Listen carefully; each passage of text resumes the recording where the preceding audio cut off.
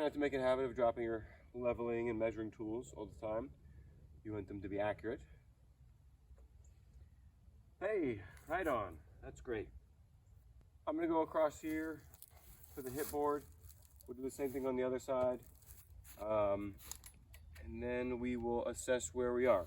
Now on top of this and on top of the baseboard, we're going to be putting like a U bracket for our wiggle wire to go into.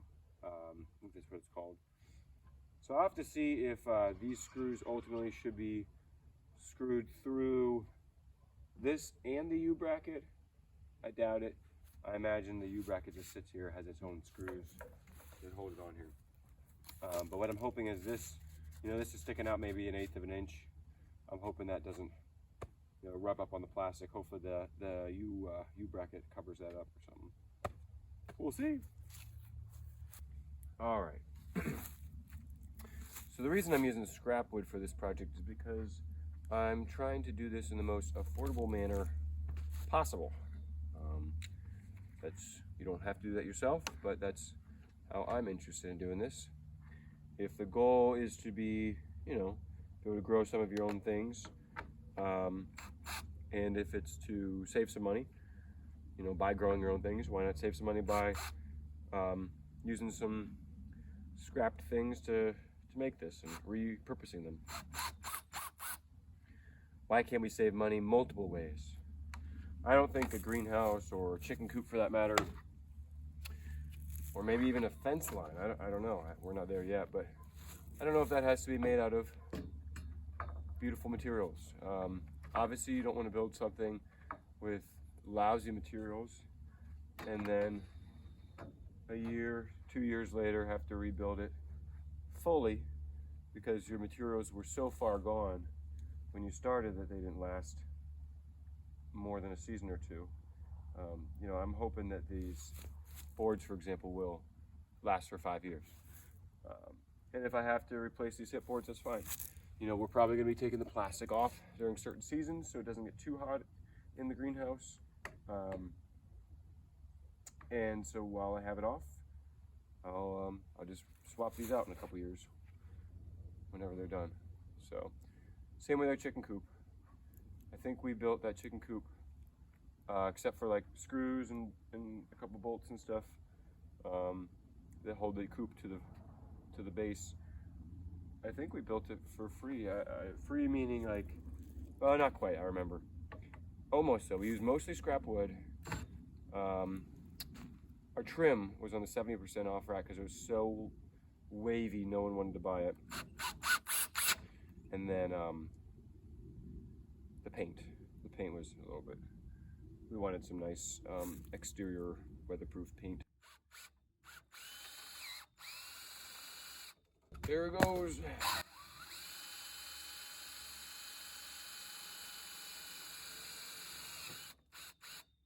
I don't know how I'm gonna help that. Now this is not nearly as free material-wise. I think we bought the kit from Bootstrap Farmer for, not the kit, we bought some of the metal materials from Bootstrap Farmer for, all together we spent about $500 or $600. These top rails, I bought them from a fencing company. They used to be straight. Bought them for, I think it was about $250 total, I think. These ground rods were just some metal scrap. Somebody wanted me to haul away a bunch of junk, and I said sure, and within that junk were these grounding rods. That's not what they used to be. I think they used to be like utility poles or something having to do with utility. Something's buried in someone's yard, and I just repurposed them for this. And so that's what I'm talking about. So obviously we're putting a good amount of money into this. The frame, the baseboard, but you don't have to put a lot of money into something for it to turn out well. You may have to put a lot of time in there, and you may have to put in more time using some repurposed materials than you would have if you were using all new stuff. A lot of times all new stuff, it can go faster because you're not dealing with warped stuff, insufficient stuff. You don't have to worry about making do and trying to figure out how to make do, because you just have what you have, and you have all the right stuff.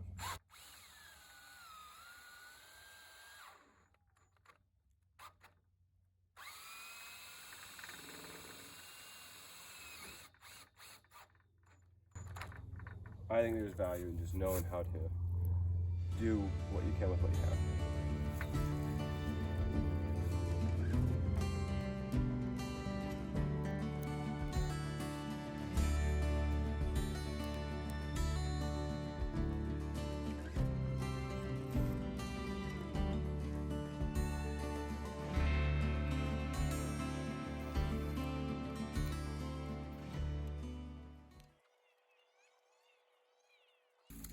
Highly recommend doing this with at least 2 people.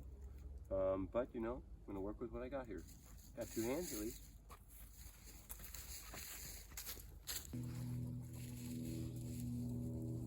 Wanted to get in on the construction.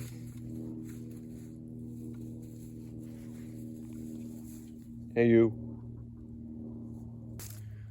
All right, I'm taking a bit of a different approach on this side.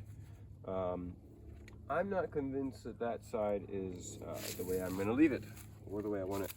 If I remember correctly, I used string measurements to set these up, and they had them all the same height. Whether or not across all of them that means they were level, I highly doubt it. None of our land around here is perfectly level. So I'm thinking that on the other side, it may have started at 3 feet, but from the looks of it, it gradually got taller and taller and taller, even though I had it level. So this side, I'm going to do it a little differently. Since I know that all these ground posts are perfect,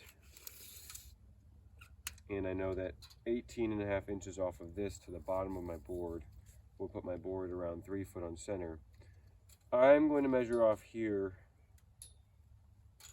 18.5. Not accounting, of course, for arch, because I don't know the percentage of this arch, the degrees of the arch. So we're just going to go 18.5. There we go. Height. And I'm going to do that on all of these.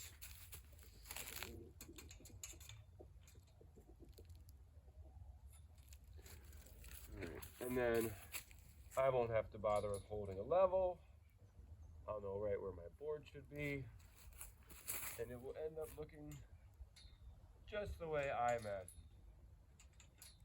Whereas right now, looking across to the other side, it's not quite the way I pictured it.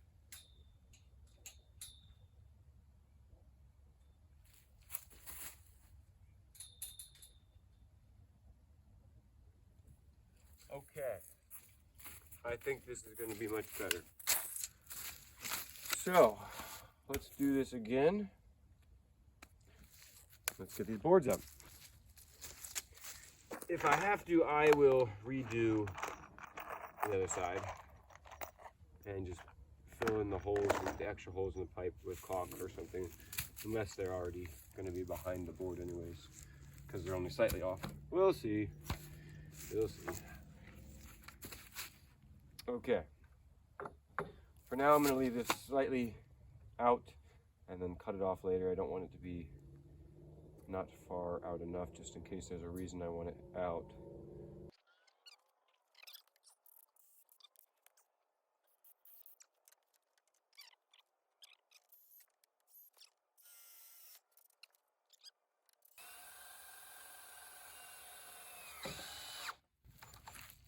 That's more like it. Cool, happy with that.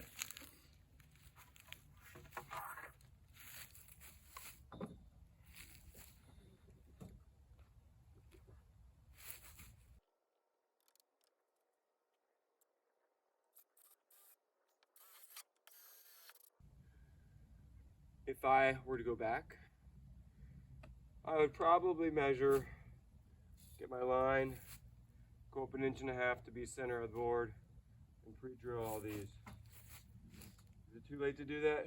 No. Am I committed? All right, down here on this end, it's gonna be interesting, just like the reverse side here. Look, a quarter. Wow. Wonder if I dropped that last time I was out here. Okay, it's gonna be interesting because just the way this ends here, I mean, honestly, it's a little different from the other side, so I might angle drill just to hold this one to that, and then get it really nice in here, just to rely on that. I don't think these have to be severely beefy, but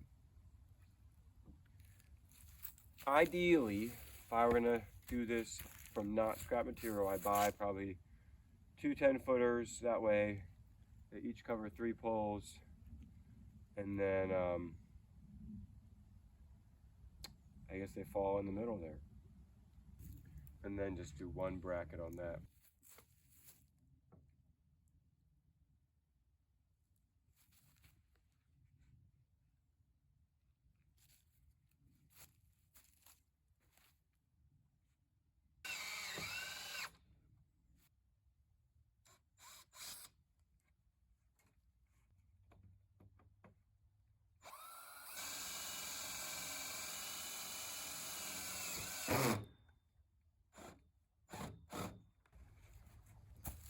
Cool.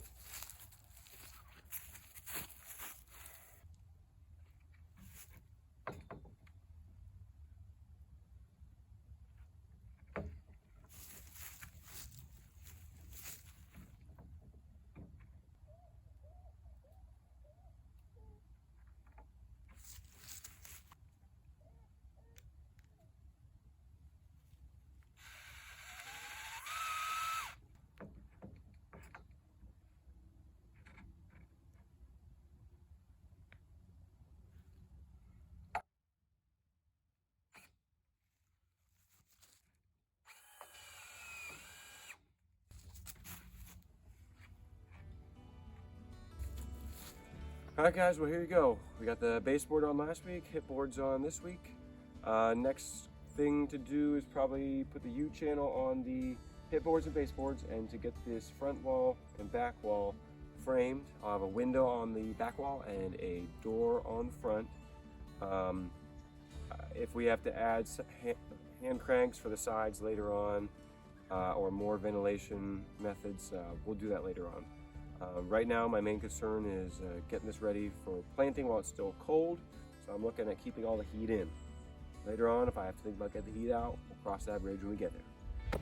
But I thank you guys for watching. If you appreciate this kind of video, enjoy it, I would love to have you guys subscribe to the channel. I would really appreciate that, and I'll keep the videos coming.